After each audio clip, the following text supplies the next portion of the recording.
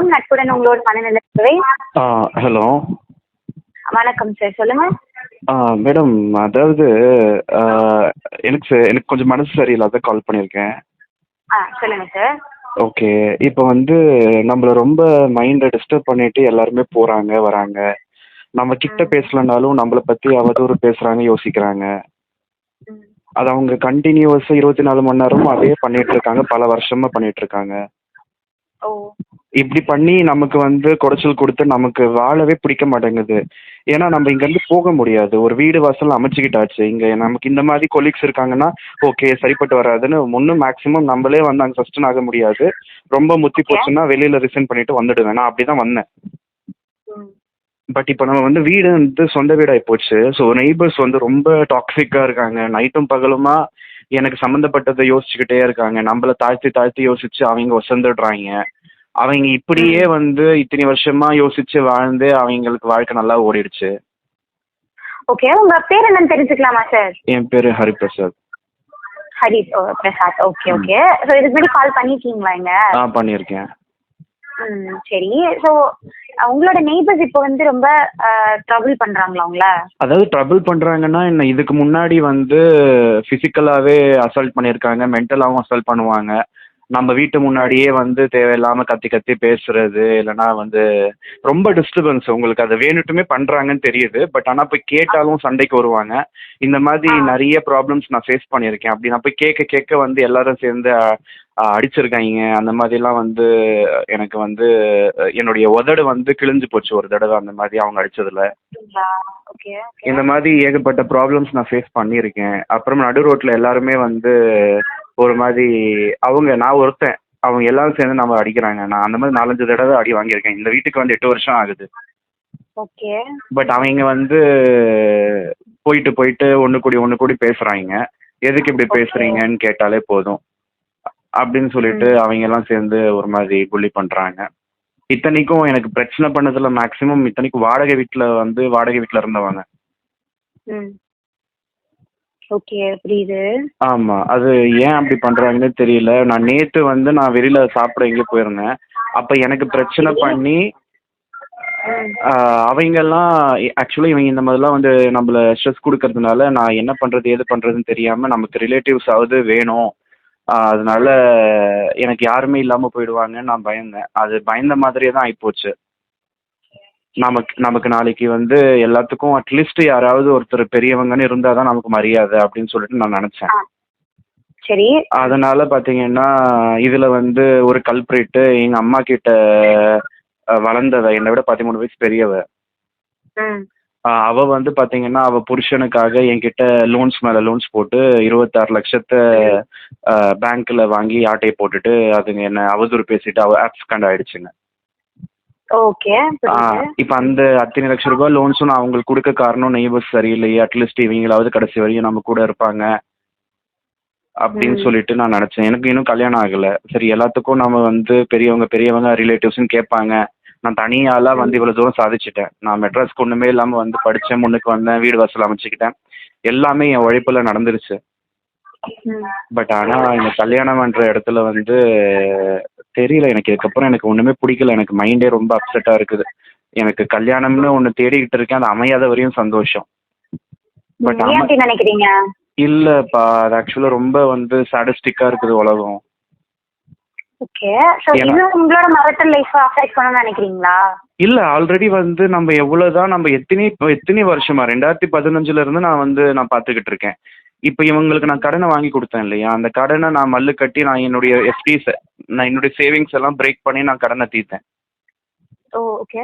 அந்த அது 26 அந்த ரெஸ்பான்சிபிலிட்டி உங்க மேல வந்துருச்சுங்களா, அந்த கடனை திரும்ப கட்டணும்ன்றது? இல்லைப்பா, இது நான் ஆக்சுவலாக என் பேரில் தான். அதுங்களுக்கு நான் ஐஎம்பிஎஸ் ட்ரான்ஸ்ஃபர் பண்ண ப்ரூஃப் இருக்குது. பட் பேங்க்குக்காரனுக்கு தெரியாது. நான் பர்சனல் லோன்ஸ் மாதிரி வாங்கினது அதெல்லாம். ம், ம், ம். புரியுது. அதனால வந்து பேங்க்குக்காரன் இங்கே வந்து வீட்டு முன்னாடி வந்து சத்தம் போட்டுக்கிட்டு இருந்தான், என்ன ஏதுன்னு சொல்லிட்டு. அவங்கெல்லாம் நாங்கள் லீகல் ஆக்ஷன் எடுக்க சொல்லிடுவோம் அப்படின்னு சொல்லிட்டு மிரட்டுறதுனால எல்லாருக்கும் நான் வந்து செட்டில்மெண்ட் பண்ண வேண்டியதாக போச்சு. அது வந்து ம். 38 லட்சம் ஆச்சு. அந்த 38 லட்சத்தில் அவங்க ஒவ்வொரு பெர்சன்டேஜில் வெய்வ் ஆஃப் கொடுத்து மொத்தமாக 23 லட்சம் கட்ட வச்சாயிட்டாங்க. Multiple loans. அந்த 23 லட்சம் கடனையும் நான் தீர்த்துட்டு அதுக்கப்புறம் தான் நான் ஷாதியில் போயிட்டு நான் காசு கட்டி நான் பார்த்துக்கிட்டு இருக்கேன். ஓ ஓகே. இப்போ நான் கடனை தீர்த்துட்டேன். எனக்கு இப்போ கடன்ன்றது எதுவும் இல்லை என்கிட்ட. இப்போ நீங்கள் வந்து ஒரு தேர்ட் பர்சன் தான். இப்போ எனக்கு கடன் இல்லை. நான் ஆல்ரெடி நான் வீடு கட்டியிருந்தேன். அந்த வீட்டுக்கு வாங்கின கடன் 2019 ப்ரீ க்ளோஷர் பண்ணேன். நான் அப்போவே எனக்கு வேலை போயிடுச்சு, என்னால் கட்ட முடியாது, நான் கட்டாமல் விட்டுருந்தா எனக்கு கண்டிப்பாக எனக்கு லாபம் இருந்திருக்கும். எனக்கு அப்புறமா இந்த 2024 எனக்கு லோன்ஸ் கிடச்சிருக்காது. நான் அப்போ லோன்ஸ்னால் கரெக்டாக கட்டணும், நமக்கு வீடுன்னு அமைஞ்சது இல்லையான்னு கரெக்டாக கட்டி முடித்தேன். இப்போ எனக்கு இப்போ எனக்கு எந்த லைபிலிட்டி இல்லை. எனக்கு சொந்த வீடு இருக்குது, எனக்கு பேங்க்கில் சேவிங்ஸ் இருக்குது, எல்லாமே நான் உழைச்சி சம்பாதிச்ச காசு தான். பட் ஆனாலும் யாருமே ஒரு நல்ல ஒரு ப்ராப்பர் ரெஸ்பான்ஸ் இருக்க மாட்டேங்குது. உண்மையை சொல்லி சொல்லி பேசிக்கிட்டு இருக்கேன், யாருக்கிட்டையும் ஒரு நல்ல ரெஸ்பான்ஸ் இல்லை. ஒரு வேளை போய் சொல்லி எதையாவது வேற மாதிரி பேசினா ஒத்துப்பாங்க போல. புரியுது புரியுது. இப்போ ஒரு எக்ஸாம்பிளுக்கு நேற்று ஒரு பொண்ணு கால் பண்ணுச்சு. அந்த பொண்ணு கால் பண்ணி கேட்குறாங்க, எனக்கு தெரியல, நான் நிறைய பேருக்கு காண்டாக்ட் பண்ணேன், நான் யார் நம்பரும் சேவ் பண்ணிக்க போகிறதில்ல ஷாதியிலேருந்து நம்பர் எடுத்து, அதுவும் நான் காசு கட்டினதுனால நம்பர் பார்க்க முடியுது. அந்த அந்த கேர்ள் கால் பண்ணிட்டு கேட்குறாங்க, இந்த மாதிரி நீங்கள் தான் எங்களுக்கு கால் பண்ணியிருந்தீங்க அப்படின்னு சொல்லிட்டு. யார் என்னன்னு தெரியலங்க, நான் சேவ் பண்ணிக்கிறது இல்லை, நீங்கள் சொல்லுங்கலாம் சொல்லி பேசிட்டு நான் வேலையில் இருக்கேன், நான் அனுப்புகிறேன்னு சொன்னேன். அதுக்குள்ளே அது என்ன நினச்சதுன்னு தெரியல, போயிட்டு வாட்ஸ்அப் நான் பார்க்கறதுக்குள்ளே அது ஆக்சுவலாக எனக்கு அது அந்த மாதிரிலாம் பண்ணுங்கன்னு தெரியும்.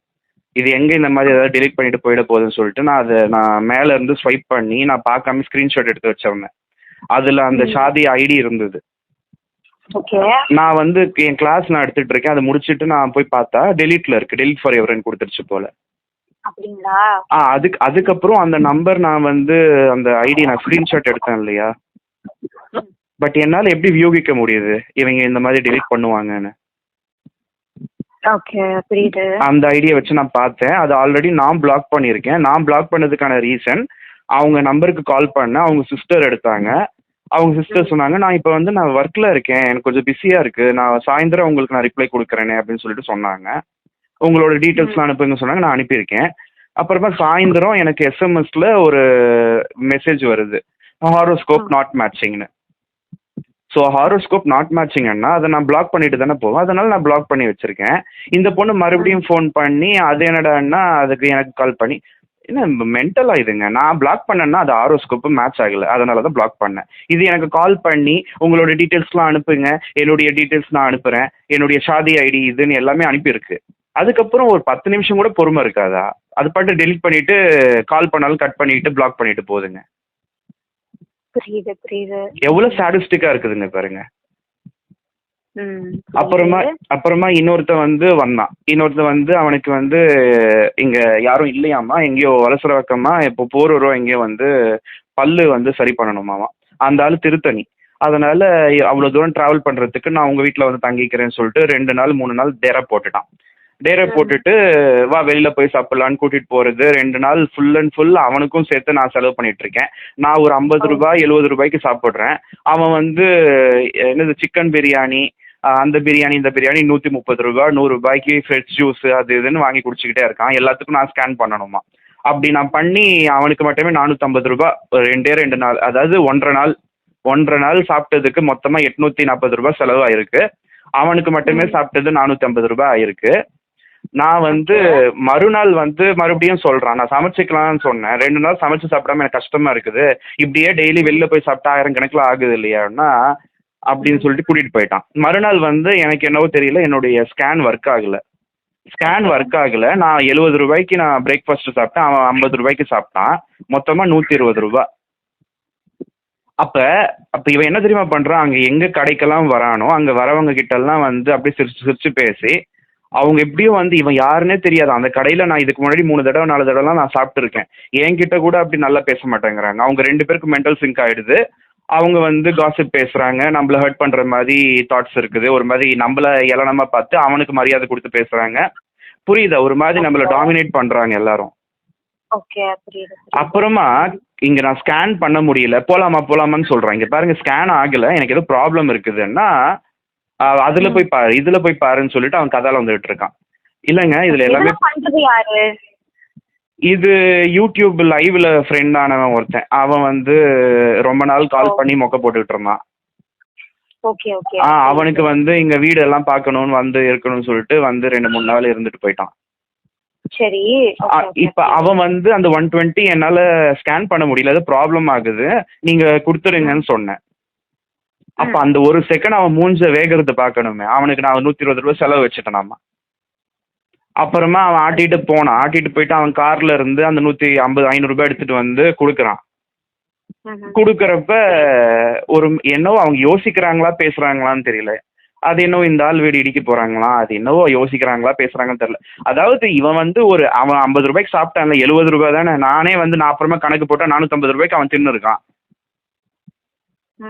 இதுக்கப்புறம் வந்து சொல்லாம கொள்ளாம கார் எடுத்துட்டு போயிட்டு எங்கேயோ திருப்புறான். எங்க போயிட்டு இருக்கேன்னு கேட்டா, இங்க ஏதோ கோயில் இருக்குதாமேன்னா, இங்க என்ன கோயில் இருக்குதுன்னா, ஆல்ரெடி அங்க அந்த கோயிலான்னு கேட்டேன். நீ வா கம்மன் வான்னு சொல்லிட்டு அந்த கோயிலுக்கு வந்து இறக்கிட்டான். சரி வா போயிட்டு வரலாம்னு சொல்லி கூப்பிடுறான். நான் குளிக்கலன்னா மனசுதான் காரணம், பரவாயில்ல வா அப்படின்னு சொல்லி கூப்பிட்டான். கோயிலுக்குள்ள அடி எடுத்து வச்சோமோ இல்லையோ 200 ரூபாய் ஜிபே பண்ணிடு, எனக்கு இந்த நம்பர் தான் ஃபோன் நம்பரு அப்படின்னு சொல்லி கேட்கறான். வந்தது கோவம். என்ன இவ்வளவு நாள் நான் வாங்கி கொடுத்தேன்ல, அதில் நீயும் தானே சாப்பிட்ட, ஒரு ஒரு ஒரு ஒரு வேலை வந்து கொடுத்ததுக்கு எப்படி பேசுறேன்னா, இல்ல எனக்கு தேவைப்படும், நான் டைட்டா இருக்கு அப்படின்னு சொல்லிட்டு சொன்னான். அதுக்கப்புறம் அவன் பாட்டு வந்து கோயிலுக்கு போறான். அவன் பாட்டு எதாவது யோசிச்சுட்டு இருப்பான் போல. அவன் யோசிக்கிறதெல்லாம் அங்க இருக்கிற அந்த பெருக்கி துடைக்கிற அந்த பொம்பளைங்க எல்லாம் இஷ்டத்துக்கும் பேசி சிரிக்கிறாளுங்க. எனக்கு வந்தது கோவம். அது பத்தாதுன்னு உள்ள மூலவர்ல இருந்து ஒரு பொம்பளை வருது, அது பாட்டு அது இஷ்டத்துக்கும் யோசிக்குது. அங்க கத்தி விட்டுட்டேன். உங்களுக்குலாம் அறிவே இல்லையா? கோயிலுக்கு வந்தா கூட இஷ்டத்துக்கும் யோசிப்பீங்களா? யார் என்ன யோசிச்சாலும் மோப்பம் பிடிப்பீங்களா? உங்களுக்குன்னு சாமியை பார்க்க வந்தீங்களா, சாமியை பார்த்தோமா போகணுமான்னு இருக்கணும். உங்களுக்குலாம் உங்க கஷ்டம் எதுவும் இருக்காதா? எதுக்கு எல்லாரும் சிந்தனையும் ஏத்துக்கிறீங்க? எனக்கு குறைச்சலா இருக்குது உங்களை மாதிரி ஆளுங்களான்னு கேட்டு அங்க எல்லாம் பொம்பளைங்க வந்துட்டாங்க. யார என்ன பேசுறேன், நாங்க என்ன பேசிட்டோம் அப்படின்னு சொல்லிட்டு சண்டைக்கு வந்துட்டாளுங்க. அப்படியே வந்து கத்தல் குச்சிகள் போட ஆரம்பிச்சுட்டாளுங்க. புரியுது புரியுது. ஒவ்வொருத்தர் கொடுக்குற ஸ்ட்ரெஸ் எப்படி ஆகுது பாருங்க. அதுக்கப்புறம் சாமி கூட கும்பிட எனக்கு திருப்தியே இல்லாம நான் வந்து சாமியவே வந்து 4 வார்த்தை இந்த மாதிரி கல்லா உட்காந்துக்கிட்ட நீ, எனக்கு என்ன அந்த மாதிரியா இருக்குது, நீ பாட்டு வந்து இஷ்டத்துக்கும் படைச்சு வச்சுட்ட, யார் நல்லவங்க யார் கெட்டவங்கன்னு தெரியாதா, இந்த மாதிரி ஒரு உலகம் தேவையா அப்படின்னு சொல்லிட்டு அந்த ஐயர் கொடுத்த பூவை அங்கேயே வீசி எரிஞ்சிட்டு வந்துட்டேன். அது என்ன பண்றதுன்னு தெரியல, இப்படி இருக்குது. அதாவது என்ன ரொம்ப ட்ரிகர் பண்றாங்கங்க. அதுக்கப்புறம் வந்து என்ன அங்க இருக்க லேடிஸ் கிட்ட எல்லாம் ஏன் வம்புக்கு போற அப்படின்னு ஆரம்பிச்சான்.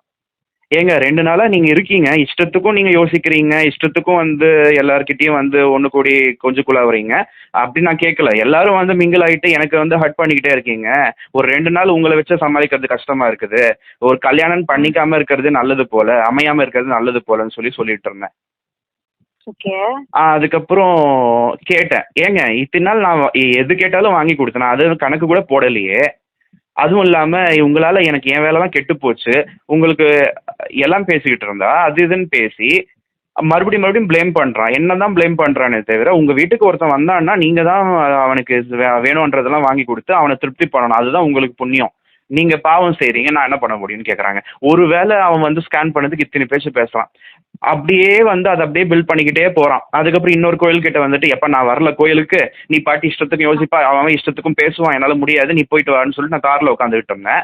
அந்த நாய் வந்து இங்க வந்து கண்டென்ட் இல்ல அதனால கோயிலுக்கு போகல. கோயிலுக்கு வெளில பிரசாதம் கொடுத்துட்டு இருந்தாங்க. அந்த லேடிஸ் கிட்ட போயிட்டு ஏதோ சிரிச்சு பேசிட்டு அங்க ஒண்ணு வாங்கி கதால வந்துட்டு, அதுக்கப்புறம் அங்க என் ஃப்ரெண்டு இருக்கான், அவனுக்கும் சேர்த்து பிரசாதம் கொடுன்னு சொல்லிட்டு ஒரு கப்பல கேசரியும் வாங்கிட்டு வந்தான். வந்து என்கிட்ட கொடுத்தாங்க. கொடுத்துட்டு அவன் வந்து செய்யறது தப்பு. ஆனா அவன் அப்படி சொன்னான். என்ன சொன்னான்னா, நீ இவ்வளவு வாங்கி கொடுத்த, நீ எதுவும் கணக்கு பார்க்கல, அதே மாதிரி நானும் வந்து கொடுக்கணும் அப்படின்னு சொல்லிட்டு ஆனா நீ கணக்கு பாக்குற, அது பாக்குற, இது பாக்குற, என்ன மாத்தி பேசிக்கிட்டு இருக்கான். ஏன்னா அவன் வந்து எனக்கு சின்னதா ஒரு பிளம்பிங் ஒர்க் பண்ணான். அந்த பிளம்பிங் ஒர்க் மெட்டீரியல் எல்லாமே பயங்கர ரேட்டு. ஆனா அவனுக்கு நான் லேபர் எதுவும் கொடுக்கல. அவன் தான் தெரியும் நான் பண்ணித்தரேன்னு சொன்னான். பட் ஆனா அது ஒன்றும் பெருசா பண்ண மாதிரி இல்லை. ஃபுல்லா என்கிட்ட தான் வேலை வாங்கினான். நான் தான் வாங்க மாடு. இப்போ அவன் என்ன சொல்றான்னா, நான் உனக்கு பிளம்பிங் ஒர்க் பண்ணியிருக்கேன், நான் அதுக்கு வந்து நான் வந்து இவ்வளவு காசு நான் கேட்டு வாங்குறேன் பாரு அப்படின்னு சொல்றான். உனக்கு இப்ப என்ன ஒரு வேலை வந்து ஒரு 70 ரூபாய வந்து கொடுக்கறதுக்கு அதை நீயும் தானே சாப்பிட்டேன்னா, அது மாற்றி மாற்றி பேசுகிறான், மாற்றி மாற்றி பேசி நம்மள புள்ளி பண்ணுறானே தவிர அவன் புரிஞ்சுக்க மாட்டேங்கிறான். நான் அதுக்கப்புறம் வந்து எப்பா என்னை ஆளை விடுன்னு சொல்லிட்டேன் நான். அப்போ மறுபடியும் பேசுகிறேன், நீங்கள் அப்படிலாம் இருக்கக்கூடாதுங்க, நான் என்ன உங்களை ஸ்ட்ரெஸ் பண்ணிட்டேன் 2 நாளாக, நான் என்ன தப்பாக யோசிச்சிட்டேன் அப்படி மறுபடியும் மறுபடியும் வந்து அந்த அந்த கன்வர்சேஷன் பில்ட் பண்ணுறான். அப்புறம் அந்த கேசரி கொண்டு வந்து கொடுத்தான்ல, நல்லா வந்து தின்னுக்கிட்டே கதை அளந்துட்டு அதுக்கப்புறம் என்ன சாப்பிட்லையான்னு கேட்குறான். நீயே சாப்பிட்டுக்கோன்னு கொடுத்துட்டேன், ஓகே அப்படின்னு சொல்லிட்டு அதையும் சேர்த்து தின்னுட்டு சிரிச்சுக்கிட்டு இருக்காங்க அந்த ஆள். புரியுது புரியுது. அப்புறமா நான் சொல்லிட்டேன் நான், எப்போ கிளம்புறீங்க, எனக்கு வேலை இருக்குதுங்க, நீங்கள் இப்படி வந்து பேசிகிட்டு இருக்காதீங்க, எனக்கு கிளாஸ் எடுக்கணும், எனக்கு வேலை இருக்குது, நேற்றே நீங்கள் பார்த்தீங்க, நேற்றே லேட் ஆகிடுச்சுன்னா அப்போ நான் லேட் பண்ணிட்டேனா, அப்போ நான் லேட் பண்ணேனா, நீ தானே டேங்க்கெல்லாம் சுத்தம் பண்ண, என்னது உன் குண்டியை நீ கழுவிக்கிற, நான் என்ன வேணாம்னு சொல்ல முடியுமா, அப்படி இப்படி இஷ்டத்துக்கும் பேசுகிறான். ஏங்க இப்போ நீங்கள் எப்போ கிளம்புறீங்க அப்படின்னு சொல்லி கேட்டேன். உன்னை விட்டுட்டு நான் கிளம்புறேன் அப்படின்னு சொன்னான். ஒருத்தன் வந்து வீட்டுக்கு வந்த எப்போ கிளம்புவான்னு இருக்கக்கூடாது. அவன் பாட்டுக்கு உட்காந்துக்கிட்டு நான் என் வீட்டில் கேட்கறதுக்கு ஆள் இல்லை, அந்த டிவி ஓடாதான்னு கேட்டான். 43 இன்ச்சு ஸ்மார்ட் டிவி ஓடும்னு சொன்னேன். அது போட்டு கொடுத்துட்டேன். அது போட்டு தெரிஞ்சுக்கிட்டு அவன் பாட்டு படுத்துக்கிட்டு நான் என் வேலையை பார்த்துக்கிட்டு இருக்கேன். திடீர்னு வெளியில் வந்து பார்த்தா அவன் ஸ்க்ரீன் காஸ்ட்டில் போயிட்டு இந்த போனோகிராஃபி பார்த்துட்டு இருக்கான். என்னென்ன பண்ணிட்டு இருக்கீங்கன்னா, இல்லை சவுண்டெல்லாம் இல்லை, யார் என்ன பார்க்க போறா அப்படின்னு. அப்புறமா நீயும் வா நம்மளும் சேர்ந்து பார்க்கலான்னு கேட்குறான். அப்புறமா நான் உனக்கு ஆயில் மசாஜ் பண்ணுறேன் அது பண்ணுறேன்னு எல்லாம் பண்ணிட்டு இருந்தான். அவன் ஆயில் மசாஜ் பண்ணி எனக்கு ஒன்றும் உடம்பெல்லாம் வந்து வலி போகலை. ஏன்னா அவனுக்கு தான் வந்து நெட்டெல்லாம் உடையுது, அவனுக்கு தான் ரிலாக்ஸ் ஆகிருக்கு.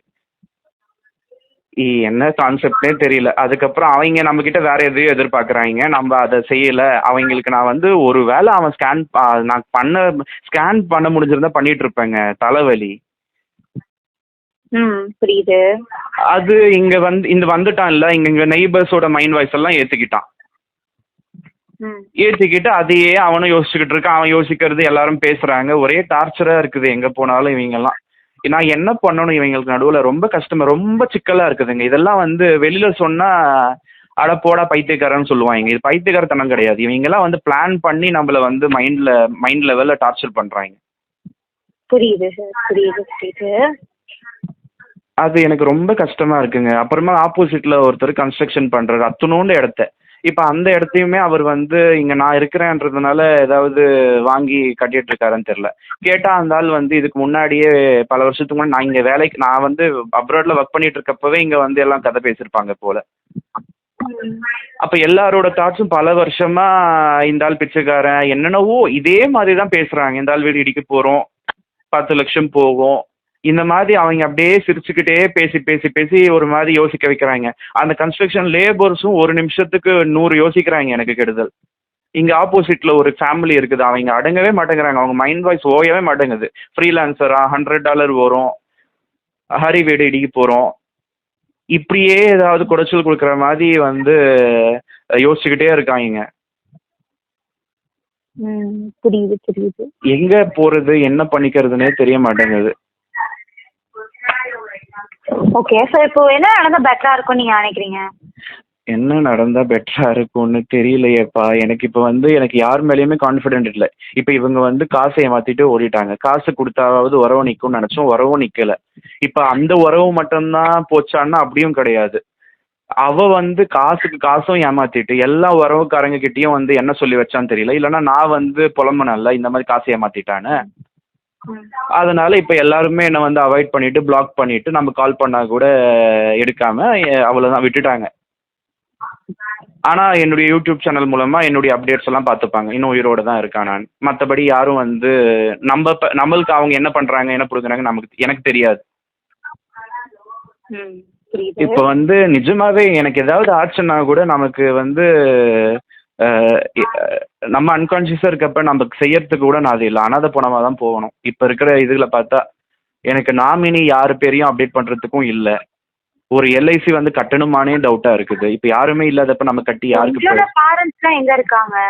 என்னோட பேரண்ட்ஸ் இல்லை, 2 வருஷத்துக்கு முன்னாடி எங்கள் அம்மா செத்துட்டாங்க. இவளுக்கு வந்து கடன் எல்லாம் வாங்கி கொடுக்காத, எதுக்கு கஷ்டப்படுற, உனக்கே ஆயிரத்தெட்டு டென்ஷன் அப்படின்னு சொன்னாங்க. அவங்க கேன்சர் பேஷண்ட், அவங்களுக்கு ஹாஸ்பிட்டலுக்கெல்லாம் நான் அலைஞ்சிக்கிட்டு இருந்தேன். அவங்களுக்கு ட்ரீட்மெண்ட் பார்க்குறப்ப தான் வந்து இவங்கெல்லாம் ஒழுங்காக பார்க்கல. அதாவது நான் அங்கே இருந்தேன், காசு நான் அனுப்பிடுறேன் கொஞ்சம் பார்த்துக்கோங்கன்னு சொன்னால் ஒரு 3 நாள் 4 நாள்லங்க வெஸ்ட் மாம்பலம் பப்ளிக் ஹெல்த் சென்டரில் 60,000 ரூபாய் செலவாச்சு. நான் அந்த காசு நான் தான் அனுப்புனேன். அதுக்கப்புறம் வந்து ஃபோன் பண்ணி சொல்லுது, இப்போ நான் காசு கொடுத்தேன்ல அந்த பொண்ணு, இங்கே உங்கள் அம்மா வந்து ரொம்ப சீரியஸாக இருக்காங்க, நீ வந்து பார்த்துக்கோ, எங்களால் முடியாது அப்படின்னு சொல்லியே வந்து ஃபர்ஸ்டே வந்து என்ன அப்படின்னு சொல்லி, என்ன வேப்பம்பட்டு கொண்டு போய் போடணுமா, எங்கள் கீழ்ப்பாக்கம் ஹாஸ்பிட்டலில் கொண்டு போய் போடணுமான்னு கேட்டாங்க. என்ன இப்படி பேசுறாளுங்க, என்ன இவன் என்னை விட இவன் அம்மா வந்து இவங்களுக்கு தான் நல்லது செஞ்சாங்க, இப்படி பேசுறா பாருன்னு நினச்சேன். நீ எல்லாம் அதெல்லாம் ஒன்றும் பண்ணாத, நான் வெஸ்ட் மாம்பலமில் நான் கன்சல்ட் பண்ணிவிட்டு நான் அங்கே உட்காந்துக்கிட்டு கன்சல்ட் பண்ணி நான் எல்லாம் பேசி நான் காசு அனுப்பி நான் பண்ண வச்சேன். ஒரு 4 நாள் பார்த்துக்கலங்க. அதுக்கு அத்தினி பேச்சு, எங்களால் முடியாதுப்பா, நீ வந்து பார்த்துக்கோப்பா உங்கள் அம்மாவன்னு சொல்லிடுச்சுங்க. அப்போ நான் ரிசைன் பண்ணிவிட்டு ஜூலை 2022 வந்தேன். நான் வரேங்க, அவ்வளோ லக்கேஜோட வரேன். என் பெரியம்மாங்கெல்லாம் வந்து பார்த்தும் பார்க்காத மாதிரி இருக்குதுங்க. அந்த பப்ளிக் ஹெல்த் சென்டரில் நான் வந்து அவங்கள தேடி போய் நம்ம பேச வேண்டியதாக இருக்குது. அங்கே வந்து ஒரு ரிலேட்டிவ் வீடு இருக்குது, எங்கள் அம்மாவோட சின்ன அண்ணன் பொண்ணு வீடு. அதுக்கிட்ட நான் ஆல்ரெடி நான் சொன்னேன், நான் வந்தால் அங்கே தான் நான் வந்து வச்சுட்டு ரெஃப்ரெஷ் ஆகுற மாதிரி இருக்கும் அப்படின்னேன். அதுக்கப்புறம் வந்து ஓகேலாம் சொல்லுச்சு. அதுக்கப்புறம் எனக்கு அட்ரஸ் நீங்கள் அனுப்புங்க, கூகுள் மேப்ஸ் லொக்கேஷன் அனுப்புங்கன்னு கேட்டதுக்கு 1/2 hour 1 hour கழிச்சு, இல்லை வேணாம், கோவிட் எல்லாம் இருக்குது, எங்களுக்கு பயமாக இருக்குது, வேணான்னு சொல்கிறாங்க எங்கள் வீட்டில் அப்படின்னு சொல்லுதுங்க. அப்போ நான் அந்த ஏர்போர்ட்லேருந்து வரேன், அந்த ட்ரெஸ்ஸு கூட மாட்டாமல், சரி பாஸ்போர்ட்லாம் வைக்கிறதுக்கு கொஞ்சம் ஏர்போர்ட்டில் வந்து ஃப்ளைட்லேயும் பார்த்தீங்கன்னா குளிராக இருக்கும், அதனால் பிளேசரும் போட்டுருங்க. கசன்னு எல்லாமே வச்சுக்கிட்டு ஒன்றுமே பண்ண முடியல. அந்த ஹாஸ்பிட்டலில் மேலேயும் கீழேயும் பார்க்குறாங்க எல்லாரும். எவ்வளவு அடிபட்டிருக்கேன். இப்போ இவ்வளோ பண்ணதுக்கப்புறம் அட்லீஸ்ட் அவ காசு கேட்குறாங்கல்ல, நம்ம காசு நான் கொடுத்து உதவுனா நம்ம நல்லவன், நம்ம வந்து உதவி இருக்கேன்னு அட்லீஸ்ட் அந்த ஒரு நல்ல ஒரு இது இருக்குன்னு பார்த்தா எதுவும் இல்லைங்க அவங்களுக்கு. அவங்கள மாற்ற முடியாதுங்க. என்னை பிடிக்கல யாருக்கும். நான் வந்து யாரோட தயவு இல்லாமல் நான் வந்து சொந்தமாக நான் உழைச்சி நான் முன்னுக்கு வந்துட்டேன். புரியுது புரியுது. அதனால யார் தயவு இல்லாமல் வாழ்ந்துட்டதுனால எல்லாருக்கும் என்னை பார்த்தா ஆக மாட்டேங்குது, மென்டலாக டார்ச்சர் பண்ணுறாங்க.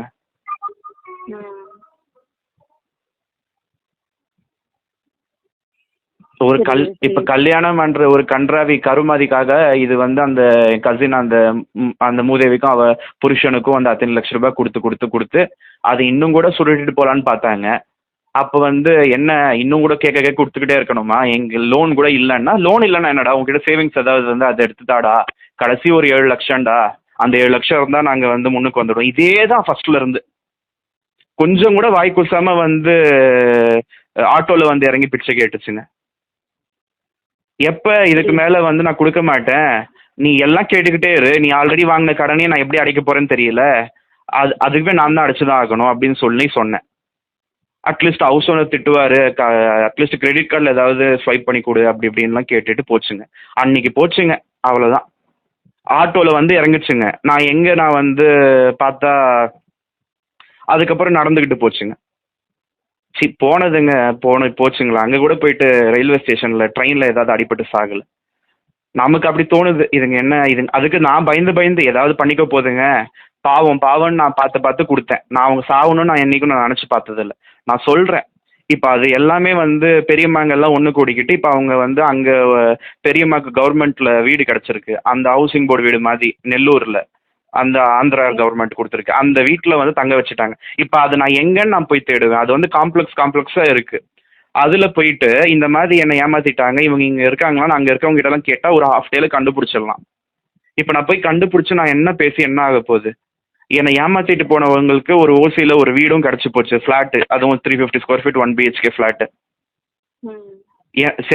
நான் செத்தனா நான் வாழ்கிறேனா என்ன ஏதுன்னு கூட கொஞ்சம் கூட அவங்க நினச்சி பார்க்கல. ஃபோன் நம்பர்ஸ் எல்லாத்தையும் மாற்றிட்டாங்க, பிளாக் பண்ணிட்டாங்க. எவ்வளோ சாடிஸ்டிக்காக இருக்காங்க. ஒரு பிரச்சனை இருந்தாலே மனுஷன் வாழ மாட்டான். எனக்கு வந்து சீக்கிரமாக 34 வயசு முடிய போகுது, இன்னும் ஒரு வருஷத்தில் 35 வயசுல ஏதாவது நல்ல விதமாக போய் சேர்ந்தா நல்லா இருக்கும்னு தோணுது. ஏன் சார் அப்படி சொல்கிறீங்க? இல்லைப்பா, இது எல்லாத்துக்குமே நான் பார்த்துட்டேங்க. ஏன்னா எனக்கு நிஜமாக நீங்கள் லேடிஸாக இருக்கீங்க. நான் வந்து இப்போ நான் ஒரு அம்மா இறந்ததுக்கப்புறம் நான் சொல்கிறேன், அதுக்கு முன்னாடி எப்படி இருந்ததுன்னு எனக்கு தெரியல. ஒரு 4 hours நான் நிம்மதியாக தூங்க முடியல. ஸோ இப்போ வந்து தனியாக இருக்கேன்ல, தனியாக இருக்க ஒரு ஒரு கதை பிடிச்சிருக்கோம்.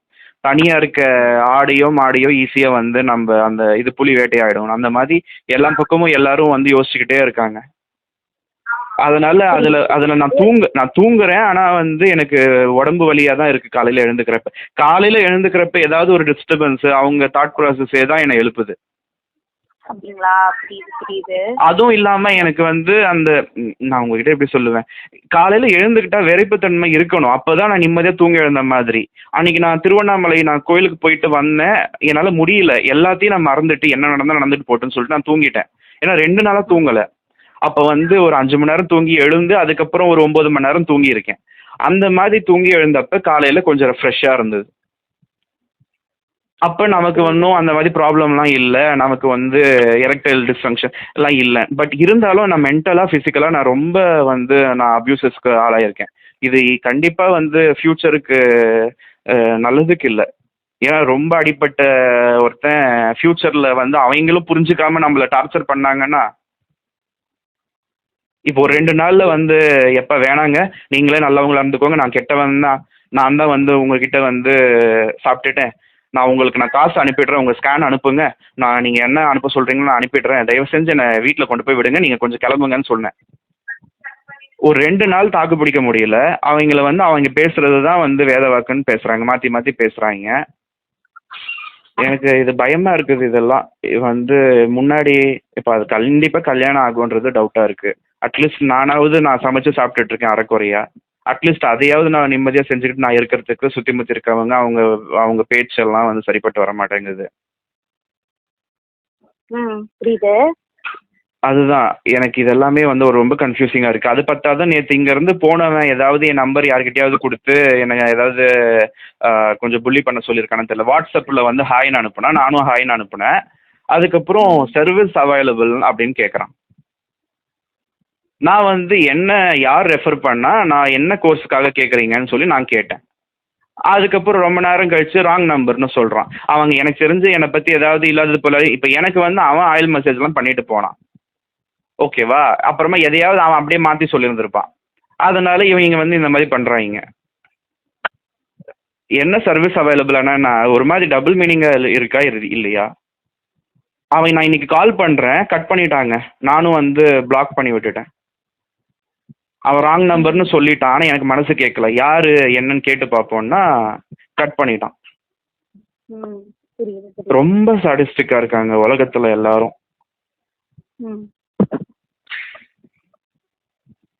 இன்னொரு சொல்லுங்க நீங்க சொல்லுங்க. புரியுது. ஸோ இந்த மாதிரி நிறைய விஷயங்கள் உங்க மனசை காயப்படுத்துதுன்றது என்னால கண்டிப்பா புரிஞ்சுக்க முடியுது. சரிங்களா? ஸோ இந்த மாதிரி உங்களுக்கு பேக் டு பேக் மன அழுத்தம் தர மாதிரியான சில விஷயங்கள்லாம் நடக்குது. சுற்றி இருக்கக்கூடிய எல்லாருக்குமே உங்களை ரொம்ப ஹர்ட்ஃபுல்லான வேலை ட்ரீட் பண்றாங்கன்னும் போது கண்டிப்பா எந்த அளவுக்கு ஒரு மன அழுத்தத்தை நீங்க ஃபேஸ் பண்ணுவீங்க அப்படின்றது என்னால கண்டிப்பா புரிஞ்சுக்க முடியுது. ஓகேவா? பட் ஆனா இப்போ இந்த ஒரு சுச்சுவேஷன்ல நீங்க என்ன நினைக்கிறீங்க? இப்போ என்ன பண்ணா பெட்டரா இருக்கும்னு நினைக்கிறீங்க? இதை கோப் பண்ணும் அப்படின்ற மாதிரி ஐடியா இருக்கா? இல்ல, ஆக்சுவலா எனக்கு கல்யாணம் ஆகலனாலும் பரவாயில்ல. இப்ப வந்து நான் சாப்பிட்டுட்டு இருந்தப்போ ஒரு இன்டர்வியூ போட்டேன். அதுல யாரோ ஒருத்தவங்க சொல்லிட்டு இருந்தாங்க, ஒரு ஓல்டு ஆக்டரோட வைஃபான்னு தெரியல. அதாவது ஆம்பளைங்க பொம்பளைங்களோட துணை இல்லாம வாழ்றது கஷ்டம், அவங்களாம் வந்து கண்டிப்பா வாழ முடியாது. நான் வந்து யார் துணை இல்லாம நான் இத்தனை வருஷம் வாழ்ந்துட்டேன் அப்படின்னு சொல்றாங்க. நான் அந்த மாதிரி தான் யார் துணை இல்லாம நான் எங்க அம்மாவை பார்த்துக்கிட்டு இப்ப எங்க அம்மா கூட இல்லை, நான் தன்னந்தனியாவே தான் வாழ்ந்துகிட்டு இருக்கேன். அதாவது அவங்க என்ன சொல்ல வராங்கன்னா, ஆம்பளைங்கனாலே always depending on woman only அப்படின்னு சொல்றாங்க. அப்ப அப்படி பார்த்தா அப்படியே கூட கிடையாது. என்னை நிம்மதியா இருக்க விட்டுட்டா நான் வந்து என் பொழப்ப நான் பார்த்துப்பேன். ரொம்ப மைண்டை டிஸ்டர்ப் பண்றாங்க. ஒரு நிமிஷம் இல்லாம ஒரு நிமிஷம் வந்து யோசிச்சுக்கிட்டே இருக்காங்க. இப்ப அதனாலதான் நான் இப்ப உங்க மாதிரி இப்ப உங்ககிட்ட பேச வேண்டியதா இருக்கு. மணிக்கணக்கா எனக்கு வேஸ்ட் ஆகுது. நான் உங்ககிட்ட பேசலன்னா கூட நமக்கு சமைக்க போக முடியாதுங்க. சமைக்கிற அந்த வெங்காயம் கட் பண்ற அந்த 10 நிமிஷத்துக்குள்ள 10 யோசிக்கிற ஆளுங்க. அந்த அவங்க அவங்க அவங்க மைண்ட் வாய்ஸ் நமக்கு அப்படியே கேட்குது. அவங்க மைண்ட் வாய்ஸ் என்ன மட்டும் தாக்கல, எல்லாருக்கும் கேட்டு எல்லாரும் எனக்கு அகேன்ஸ்டா மாறி ஒரு ஃபேமிலி இருக்குது. அவங்க வல்சரவாக்கத்துல வந்து அந்த லேண்டை வித்து அதுல வந்து காசுல இங்க வந்து செட்டில் ஆகி அவங்களுக்கு வந்து என்னதான் பிரச்சனைன்னு தெரியல. எல்லாம் நல்ல விதமா இருந்துகிட்டு அவங்க எனக்கு குடைச்சல் கொடுத்துக்கிட்டே இங்க இருக்காங்க.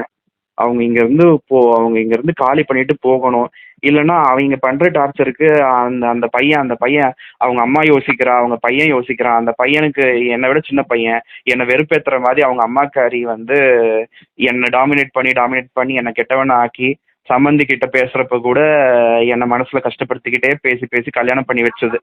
அந்த கல்யாணம் பண்ணி வச்சு அந்த பொண்ணு வேலைக்கு போகுது. இப்ப அவங்களுக்கு கல்யாணம் பண்ணி குழந்தை பெற்று அந்த குழந்தைக்கு 3 வயசு ஆக மொத்தத்துல அவங்க என்ன டார்ச்சர் பண்ணிக்கிட்டே தான் இருக்காங்க இது வரையும். இப்ப அவங்க வாழ்ந்துட்டாங்க, அவங்க வாழ்ந்து முடிச்சுட்டாங்க, நான் இன்னும் வாழவே ஆரம்பிக்கல. ஆனா அவங்க இன்னும் கூட அவங்க சிந்தனை அவங்க பேச்சு. டாய்லெட்ல போய் உட்கார முடியாது, ஏன்னா டாய்லெட்ல போய் உட்காந்து லைட் எரியும். ஓகே லைட் எரியுது, அப்ப டாய்லெட்ல உட்காந்துட்டு இருப்பான்னு பேரனுக்கு சோறு ஊட்டுற மாதிரி அந்த பொம்பளை வெளியில வந்துடுது. வெளியில வந்து இஷ்டத்துக்கும் பேசி பேசி ஒரு மாதிரி மனசு கஷ்டப்படுத்துது. அதாவது இவங்க பண்றதெல்லாம் ஒரு செகண்ட் நான் நிம்மதியா இருக்க ஒரு பதட்டத்தோடவே வாழணும். புரியுது புரியுது. அது கஷ்டமா இருக்குது. என்ன பண்ணா கரெக்டா இருக்கும்னு தெரியல. நான் அதுவும் இல்லாம எனக்கு வந்து ஒர்க்கு எக்கச்சக்கமா போட்டுட்டாங்க, டம்ப் பண்ணி வச்சிருக்காங்க. இஷ்டத்துக்கும் வந்து கண்டினியூஸா ஒர்க் பண்ற மாதிரி வருது. என்னால வந்து என்ன ஒர்க் பண்றீங்க நீங்க? நான் சிவில் இன்ஜினியரிங் முடிச்சு அதுக்கு ரிலேட்டட் சாஃப்ட்வேர் டீச்சிங்ல இருக்கேன். ஓகே. அதுல வந்து பாத்தீங்கன்னா கண்டினியூஸா கிளாஸஸ் எடுக்கிற மாதிரி வருது. எனக்கு வந்து டக்குன்னு தூக்கம் வருது, ஆனா தூங்க முடியல. எனக்கு இப்ப ஒன்றும் காசு தேவையில்லை. எனக்கு ஆல்ரெடி எனக்கு இருக்கிற காசு அதுல வர வட்டியை வச்சு நான் சாப்பிட்டுட்டு போயிடுவேன். நான் இவ்வளவு கஷ்டப்பட்டு நான் மல்லு கட்டி நான் சம்பாதிச்ச காசை வச்சு நான் கடனையும் தீர்த்துட்டேன், யாருக்கோ வாங்கின கடனையும் தீர்த்துட்டேன். இப்ப எனக்கு வந்து தேவையும் இல்லை. அதே நேரத்துல நான் என்னுடைய மனம் போன போக்குலயும் இருக்க முடியல. இப்ப நான் எனக்கு என்ன தெரியுமா ஃபீல் ஆகும், இப்ப இந்த கிளாஸ் இருக்குது, தூக்கம் கெட்டு போகுது. பட் நான் கிளாஸே இல்லைன்னா கூட கண் அசர முடியாது, பயமா இருக்குது. அந்த செகண்ட் பார்த்து யாராவது ஏதாவது யோசிக்கிறாங்களா, நான் கண்ணு முழிச்சிடுறேன். அதே நேரத்துல தூங்காமையும் இல்லை, ஒரு 4 hours 5 hours டெய்லி தூங்கிடுறேன். இல்லைன்னா என்னால முடியாதுங்க. புரியுது புரியுது. அதனால வாழ்க்கையே அதுதான் சொல்றேன். இந்த ஒரு இது வந்து எப்படி வெளியில வருதுன்னு தெரியல. நேத்து வந்தவங்க கூட உனக்கு ஏதாவது ஆச்சுன்னா இதெல்லாம் யாருக்கு போகுது, கம்முன்னு எல்லாத்தையும் வந்து வித்துட்டு எங்கேயாவது ஒரு சின்ன ஒரு வீடா வந்து ரெண்டுக்கு இருந்துக்கோ. எங்க வீட்டுல ஃபர்னிச்சர்லாம் பார்த்து பார்த்து வாங்கி வச்சிருக்கோம், யூஸ் பண்றோமோ இல்லையோ. பட் இதெல்லாத்தையும் நான் எங்க யாருக்கு மறுபடியும் நான் விற்பேன்? எல்லாத்தையும் ஜஸ்ட் லைக் தட் எல்லாத்தையும் டிஸ்போஸ் பண்ணிட்டு நீ பாட்டு உன் நிம்மதிக்காக எங்கேயாவது போய் தங்கிக்கோ, அவ்வளவுதான் அப்படின்றாங்க. ஏங்க அதுக்கு நான் ஃபர்ஸ்டே நான் வந்து வாடகையிலே இருந்துட்டு போயிடுவேங்க. எங்க அம்மாவை நான் ஃபர்ஸ்ட்ல இருந்தே நான் பார்த்துக்காம விட்டுட்டு இருந்திருக்கலாம். கம்முன்னு ஒரு பிஜியில போயிட்டு ஸ்டே பண்ணியிருந்தா கூட நிம்மதியா அவங்க போடுற சோறை சாப்பிட்டுட்டு உட்காந்துருக்கலாம். நான் வாழணும் நம்ம சாதிக்கணும் நம்ம எல்லாத்தையும் பண்ணிக்கிட்டு வந்தா இன்னைக்கு எல்லாத்தையும் வந்து வித்துட்டு எங்கேயாவது போயிட்டு ஒரு சின்ன ஸ்பேஸ்ல இருந்துக்கோ, இல்லைன்னா அனாதாசிரமத்துல போய் தங்கிக்கோ.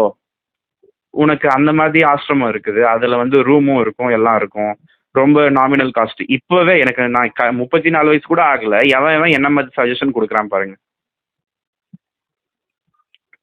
புரியுது புரியுது. இதெல்லாம் சொல்றாங்க.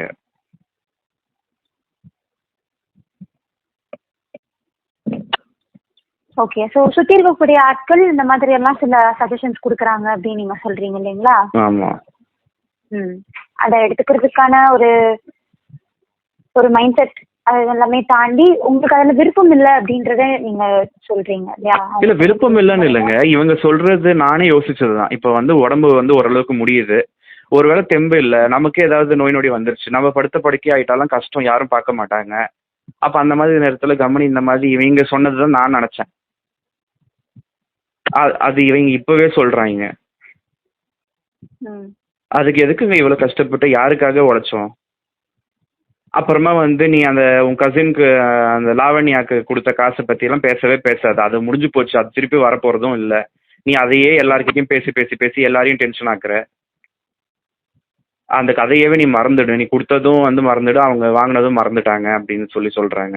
அது எப்படி மறக்க முடியற தொகையாது, சின்ன தொகையாது. ஒரு ஆஃப்டர் ஆல் இத்தனை சொல்றானே, அவன் ஒரு வேலை வந்து ஸ்கேன் பண்றதுக்கு முடியல அவனுக்காக. ஒரு 70 ரூபாய், அந்த 70 ரூபாய் 120 ரூபாய் அனுப்புறதுக்கு அவன் யோசிக்கிறான். அவன் வந்து என்ன 26 லட்சம் ரூபாய் கடனை பத்தி யார்கிட்டயும் பேசாத, அதை மறந்துடு அப்படின்னு சொல்றான். புரியுது புரியுது. அப்புறமா நீ தான் வந்து சம்பாதிக்கிற, நீ தான் எங்களுக்கெல்லாம் செலவு பண்ணணும், எனக்கெல்லாம் அவ்வளோ வருமானம் இல்லை, 15,000 ரூபாய் கூட வருமானம் இருக்காது. ஆனால் அவன் கார் வச்சிருக்கான், கார்லேயே தான் பெட்ரோல் போட்டு சுற்றிக்கிட்டு இருக்கான். அப்புறமா வந்து நீங்கள் தான் போகிறது, பைக்கில் போயிட்டு வந்திருக்கலாம், கார் வேற போனால் பெட்ரோல் 1 கிலோமீட்டருக்கு, அதான் 1 லிட்டருக்கு 15 கிலோமீட்டர் கூட ஓடாது. ஏதாவது இது அவன் எப்படி இருக்கான் இங்கே பாருங்க. அவங்க வந்து முடிஞ்ச அதுக்கப்புறம் எவ்வளோ டாக்ஸிக் இதை சொன்னான். ஒவ்வொரு தடவை வந்து நான் தாங்க அவனுக்கு சேர்த்து நான் ஸ்கேன் பண்ணேன். சொன்னேன்ல 830 450 ரூபாய்க்கு அவன் தான் தின்னுருக்கான் 1.5 டேக்கு. அப்போ இதை சொல்கிறான், இங்கே போகிறதுக்கு வரதுக்கு நம்ம பெட்ரோல் வந்து வீணாக போகுது, பைக்காவது எடுத்து வந்துருக்கலாம் அப்படின்னு சொல்கிறான். அதுக்கப்புறம் ஒவ்வொரு தடவை டோர் வந்து கார் ஓப்பன் பண்ணி க்ளோஸ் பண்ணுறப்பெல்லாம் மெல்லமாக போடுன்னு சொல்கிறான். மெல்லமாக போட்டால் க்ளோஸே ஆகலை, என்ன இப்படி பண்ணுறேன் அப்படின்றான். மறுபடியும் கொஞ்சம் ஃபாஸ்ட்டாக பண்ணால் ஐயோ காரை உடச்சிடுவே போல அப்படின்னு சொல்கிறான். ஐயோ எவ்வளவு டாக்ஸிக்காக இருக்காங்க. எப்பா உன் பென்ஸ்காரை நான் ஒன்றும் பண்ணல அப்படின்னு சொல்லிட்டு நான் 4 தடவை 5 தடவை சொல்லிட்டாங்க. ஒவ்வொரு தடவை ஓப்பன் பண்ணுறப்ப பார்த்து அங்கே எதுவும் இடிக்குது, அவன் ஒன்றும் இடிக்கவே இல்லை, ஆனால் அப்படி பண்ணுறான் அவன். புரியுது. ஸோ உங்களுக்கு சில விஷயங்கள் ஹர்ட் ஆகுது அப்படின்னு நீங்க நினைச்சீங்கன்னா அதை நீங்க அவங்க கிட்ட அட்ரஸ் பண்ணலாம் இல்லையா? அதை பத்தி நீங்க என்ன நினைக்கிறீங்க? அவங்க கிட்ட ஆப்போசிட் பார்ட்டி கிட்ட அப்படி அட்ரஸ் பண்ணி தான் வந்து அவங்க புரிஞ்சுக்காம மேல பேசுறாங்களே. புரியுது. பட் ஆனா அவங்க அதை புரிஞ்சுக்க மாட்டாங்க அப்படின்றது புரியுது எனக்கு. ஓகேவா? அந்த ஒரு சுச்சுவேஷன்ல நம்ம சைட எக்ஸ்பிளைன் பண்ணல, இல்ல நமக்கு ஜென்யூனா என்ன ஃபீல் ஆகுதுன்றத நம்ம சொல்லல அப்படின்னா வேற அவங்களுக்கு எப்படி அது தெரிய வரும்னு நீங்க நினைக்கிறீங்க? ஓகே, இல்ல அது நான் தெரியப்படுத்திட்டேன். நானு என்ன எல்லாத்துக்கும் தப்பு கண்டுபிடிச்சிக்கிட்டே இருக்கேன், உன் பென்ஸ்கார நான் எதுவும் பண்ணல எப்பா அப்படின்னு சொன்னேன். அப்படி கிடையாது. அப்படி இந்த மாதிரி ஒரு விஷயத்த நீங்க அவங்க கிட்ட சொன்னீங்க இல்லையா? ஆமா. இது ஒரு நபரை ட்ரிகர் பண்ணக்கூடிய ஒரு வேலை இருக்கு அப்படின்ற மாதிரி நீங்க ஃபீல் பண்ணிருக்கீங்களா? எது ஏன் அப்படி சொல்றீங்க? எப்படின்னா இப்போ நம்ம ஒரு விஷயம் சொல்ல போறோம் அப்படின்னா கண்டிப்பா வண்டி இவ்வளவு கேர்ஃபுல்லா நீங்க பாத்துக்க சொல்றீங்க அப்படின்றது எனக்கு ரொம்ப ஹர்ட்ஃபுல்லா இருக்கு அப்படின்றதுதான் ஆக்சுவலா அங்க ஒரு கண்டென்ட்டா இருக்கு இல்லையா? அது எப்படி நீங்க ஃபீல் பண்றீங்களோ அது ஆப்போசிட்ல இருக்கக்கூடிய நபருக்குமே ஒரு பெட்டரான வேலை கன்வே ஆகுற ஒரு வழியில நம்ம அதை எக்ஸ்பிளைன் பண்ணா அவங்க அதை புரிஞ்சுப்பாங்க நீங்க நினைக்கிறீங்களா? இல்லைங்க, அவங்களோட இன்டென்ஷன் நம்மள ஹர்ட் பண்ணணும். அவங்கள யாராவது இந்த மாதிரி ஹர்ட் பண்ணிருப்பாங்க. எனக்கு தெரிஞ்சு எல்லாரும் வந்து யாரு வந்து வீக்கா இருக்காங்களோ அவங்கள டார்கெட் பண்றாங்க. எப்பயுமே வந்து எவனும் ஸ்ட்ராங்கா இருக்கு எவனையும் வந்து டார்கெட் பண்ண மாட்டேங்கிறான். ஒன்று அவங்க ஏதாவது வந்து அச்சீவ் பண்ணவங்க கொஞ்சம் வீக்காக இருந்துட்டா அதை வந்து டார்கெட் பண்ணுறாங்க. இப்போ சொல்கிறான், நீயாவது கொஞ்சம் ஓரளவுக்கு நல்ல இன்கம் இருக்குது, எனக்கெல்லாம் மாதம் உழைச்ச 15,000 ரூபாய் கூட கிடைச்சா போதும் அப்படி இப்படின்னு சொல்கிறான். அதுக்கப்புறம் நீ வீடை இவ்வளோ நல்லா மெயின்டைன் பண்ணுற, இப்படி வந்து நீ இவ்வளோ சின்ன வயசில் பண்ணியிருக்க அப்படிலாம் வந்து காம்ப்ளிமெண்ட்லாம் கொடுத்துட்டு அந்த கார் ஒன்றும் அவ்வளோ நல்லா கூட இல்லைங்க, ரொம்ப டப்பா காராக இருக்குங்க. அது அந்த ஆள் ஆல்ரெடி செகண்ட் ஹேண்ட் காரில் தான் வாங்கியிருந்தான். 40,000 ரூபாய்க்கு தான் வாங்கினேன்னு சொன்னான். இப்போ அந்த ஒரு காரை வந்து அப்படியே போட்டு இன்னும் அப்படியே பண்ணிட்டு இருக்கான். இது நீங்கள் செகண்ட் ஹேண்ட் கார் தானே சொன்னீங்க, அது எப்படி இருக்குது, இந்த காரை ஏன் இப்படி பண்ணிட்டு இருக்கீங்கன்னா, இல்லை யார் சொன்னா இது புது காரு அப்படி இப்படின்னு சொல்கிறான். அந்த காரை வந்து கழுவணுமாமா, அதுக்கு வந்து வாட்டர் கேன் கொடுத்து தண்ணியை வந்து பிடிக்க சொல்கிறான். அவன் கார் கழுவுறதுக்கு என்ன வேலை வாங்குறான். ஐயோ ரொம்ப ரோதனையாக இருந்தான். 2 நாள் இருந்ததுக்கே வந்து டார்ச்சர். ஆனால் எப்படி லேடிஸ் எல்லாம் இந்த மாதிரி ஒரு யூஸ்லெஸ் ஆம்பளைங்களை வச்சுக்கிட்டு தான் குடும்பம் நடத்துகிறாளுங்க. புரியுது. எல்லாருக்குமே யாரை பார்த்தாலுமே கோவம் வருது. எப்படி இவங்க எல்லாம் சஸ்டெயின் ஆயிட்டாங்க? நீங்க காமாக முயற்சி பண்ணுங்க சரிங்களா? கொஞ்சம் கிரவுண்டடா காமா நீங்க ஃபீல் பண்றதுக்கு உங்களை காமாக்குறதுக்கு என்ன மாதிரியான விஷயங்கள்லாம் செய்ய முடியும்ன்றதை நீங்க பாருங்க. ஓகே, சோ இப்ப சுத்தி இருக்கக்கூடிய ஆட்கள் பண்றது நமக்கு ஹர்ட் ஆகுதுன்றது புரியுது எனக்கு. ஆனா அவங்க அதை பண்ணாம இருக்கணும்ன்றது நம்ம கண்ட்ரோல் இல்லையா? அது அவங்க பண்ற விஷயமா இருக்கு. ஸோ அதை நம்ம கண்ட்ரோல் இல்லைன்னும் போது நம்ம சொல்லி பாக்குறோம், கேட்க மாட்டாங்க, அவங்க இன்டென்ஷனே வந்து ஹர்ட் பண்றதெல்லாம் இருக்குது அப்படின்னும் போது நம்ம வேற என்ன பண்ணலாம் அப்படின்றத நம்ம பார்க்க முடியும். ஓகேவா? அதே இடத்துல இருந்து உங்க பண்றாங்க வேற வழி இதுதான் ஆகணும்ன்ற மாதிரியான ஒரு அவசியம் நமக்கு ஏற்படுதுன்னும் போது இப்போ நம்ம சொல்லிட்டோம், அவங்களுக்கு அது புரியல, அவங்க இன்டென்ஷன் ஹர்ட் பண்றதுதான் அப்படின்ற மாதிரி இருக்கு, வேற என்ன பண்ணலான்றதை நம்ம பார்க்கலாம். ஓகேவா? ஏன்னா அவங்களுடைய நம்மளை சுற்றி இருக்கக்கூடிய ஆட்களுடைய அவங்க எப்படி பேசணும், அவங்க எப்படி நடந்துக்கணும்ன்றது நம்ம கண்ட்ரோல்ல இல்லைன்னும் போது ஆக்சுவலா நம்மளோட விஷயங்கள் எல்லாமே நம்ம கண்ட்ரோல்ல இருக்குல்ல. அப்போ நம்ம எப்படி இதுல டிவியேட்டடா இருக்கலாம், இந்த மாதிரியான விஷயத்துல இருந்து நம்மள எப்படி நம்ம ஹோல்ட் பேக் பண்ணலான்ற மாதிரியான விஷயங்கள் பத்தி நம்ம சரிங்களா? கரெக்ட். அதாவது இப்ப யார் என்ன பண்ணாலும் எனக்கு வந்து நான் அஃபெக்ட் ஆகக்கூடாதுன்னு நான் அதை பாக்குறேன். ஏன்னா அவங்கள நான் மாத்த முடியல. நான் வந்து நேற்று நான் பேசுறேன், நீ எல்லாத்தையும் வாங்கி கொடுத்த எல்லாம் ஓகே தான். நான் வந்து சொன்னேன், எங்க வீட்டுல வந்து நீ தங்குனியே, இது ஹோட்டல்ல போய் தங்கினா 1000 கணக்குல கேட்பாங்களே, நான் கணக்கு போடட்டான்னு கேட்டேன். அவன் வந்து பிளம்பிங் வேலை பார்த்ததுக்கு கணக்கு போட வந்தான். அப்போ வந்து நீ 2 நாள் 3 நாள் தங்கியிருக்கல்ல, 3 நாள் ஹோட்டலில் தங்கினா எவ்வளோ ஆகும் தெரியும்ல. அதுவும் இல்லாமல் இவன் தங்கின விதம், இவன் வந்து வீட்டில் இருக்க டிவி எல்லாம் பார்த்த விதம்லாம் எங்கேயுமே வந்து இவ்வளோ இந்த அளவுக்கெல்லாம் வக்கன இருந்திருக்காது. அது ஒன்று மாற்றி ஒன்று பேசுகிறப்ப அவங்க வந்து, அதாவது என்ன அப்புறமா என்ன நான் நினச்சேன்னா, எனக்கு அந்த அந்த 120 ருபீஸ் சென்ட் பண்ணான்ல, காசு கொடுத்தான்ல, அதில் அந்த பேலன்ஸ் இருக்கிறது அந்த ஒரு 70 ரூபாய் அவனுக்கு வீண் போகக்கூடாதான். அதனால் அதை வச்சுக்கிட்டு அங்கே இருக்கிற கோயில் எல்லாத்தையும் பார்க்குறான். அதுக்கப்புறம் அந்த கோயிலில் பிரசாதம், அந்த 2 பிரசாதமும் வந்து, ஒரு பிரசாதம் காசு கொடுத்து வாங்கினா 20 ரூபாய், ஒரு 15 ரூபாய் அது இருக்கும். எனக்கு தெரிஞ்சு அந்த பிரசாதம் அந்த கேசரியும் வாங்கி சாப்பிட்டுட்டு நல்லா தின்னுட்டாங்க. தின்னுட்டு 2 கேசரியுமே தின்னுட்டு, நான் ஏதோ நீயே சாப்பிட்டுக்கோன்னு சொல்லி சொன்னேன், எனக்கு கேசரி பிடிக்கும். ஏதோ ஒரு வார்த்தை சொன்னதுக்கு அதையும் எடுத்து ஓகேன்னு சொல்லி தின்னுட்டான். தின்னுட்டு கடைசியில் கொடுக்கறதும் கொடுக்குறாங்களே, ஏதாவது நல்ல பிரசாதம் கொடுக்கலாம். போய் ஆஃப்டர் ஆல் ரவை போட்டு கேசரி கிண்டி கொடுத்துருக்காங்கன்னு சொல்கிறாங்க. அப்போ வாட் கைண்ட் ஆஃப் மென்டாலிட்டி இவங்களுக்குலாம்? புரியுது. ஸோ இதுதான் சோஃபா நம்ம பார்த்தது இல்லையா? நம்ம எவ்வளோ நம்ம சைடை எக்ஸ்பிளைன் பண்ணாலுமே அவங்களோட பதிலோ அவங்க பேசக்கூடிய விஷயங்களோ இந்த மாதிரி தான் இருக்கு அப்படிங்கும்போது நம்ம எப்படி நம்மளோட பீஸை ப்ரொடெக்ட் பண்றதுன்றதை நம்ம பார்க்கலாம். ஓகே, ஸோ நம்ம எப்படி இந்த மாதிரியான விஷயங்கள்ல இருந்து நம்ம டிவேட் பண்றதுன்றதை நம்ம பார்க்கலாம். ஓகேவா? ஸோ ஆல்மோஸ்ட் ஷிஃப்ட் முடிய போகுது. கொஞ்சம் விஷயங்கள் நம்ம இன்னைக்கு பேசியிருந்தோம். அண்ட் நம்ம எப்படி ப்ரொடெக்ட் பண்றது அப்படின்றத பத்தி நம்ம பார்க்கலாம் அப்படின்றத பத்தி பேசியிருந்தோம். கண்டிப்பா நெக்ஸ்ட் செஷன்ல நம்ம இதை பத்தி டிஸ்கஸ் பண்ணலாம். சரியா? உங்க பேரு? கண்டிப்பா. ஆக்சுவலா இங்க நிறைய கவுன்சிலர்ஸ் இருப்பாங்க. நீங்க யார்கிட்ட வேணாலுமே பேசலாம். உங்களுக்கு கம்ஃபர்ட்டபிளா இருந்தா நீங்க பேசலாம். இல்ல உங்ககிட்ட நான் எல்லாத்தையும் சொன்னேன்ல, அதனால நான் உங்ககிட்ட பேசினா கரெக்டா இருக்கும். அதனால சரிங்க சார். ஓகே, நம்ம தொடர்ந்து பேசலாம். ஓகே சரி. Okay sir. Thank you so much. Okay. Okay.